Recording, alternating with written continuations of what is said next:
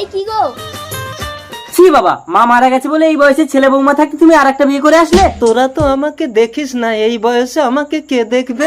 এবার তোমার একটা সৎ ভাই হবে, তারপরে এই সব কিছুর ভাগ হবে। আমি বাবা এই বাড়িতে আর থাকবো না। বিলকি দাঁড়াও বাবা, তুমি এক্ষুনি ওকে বিদায় করো। আমাদের তো ফুলসজ্জা হয়ে গেছে বাচ্চু। তোমরা আমাকে তাড়িয়ে দিও না, আমার কেউ নেই। আমাকে দেখতে হবে না বৌমা, তোমার শাওরিকে দুটো খেতে দিও। আমি কলকাতায় কাজে চলে যাচ্ছি, আসি গো। স্বামী, থাকার নাকা কান্না কাঁদতে হবে না। ভেতরে গিয়ে কাপড় পাল্টে ঘরের সব কাজবাজ গুলো করো। এই চলে এসো। এই যে সৎ শাশুড়ি, আমার জন্য একটু পায়খানা জল তুলে আনো তো। দাও, বৌমা এনে দিচ্ছি।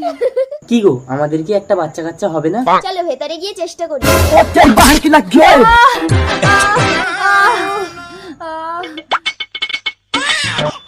ছেলে হয়েছে, কিন্তু দুঃখিত বাচ্চার মাকে বাঁচানো যায়নি। হ্যালো বাবা। কি হলো গো? বাবা হার্ট অ্যাটাক করে মারা গেছে। তার মানে তোমার এই সৎ ভাই কি এখন আমাকে মানুষ করতে হবে? না না, বাচ্চা হয়েছে এখনো কেউ জানে না। তুমি ওকে দাও, পানা পুকুরে ফেলে দিয়ে আসি। তার মানে আমার বাচ্চা হবে? Hello doctor. সরি বাচ্চুদা, আপনার স্ত্রী মরা বাচ্চার জন্ম দিয়েছে। মিল্কি। স্বামী, যে জীবন্ত বাচ্চাটাকে তোমরা পানা পুকুরে ফেলে দিয়েছিলে, এটাই সেই বাচ্চা। মিল্কি।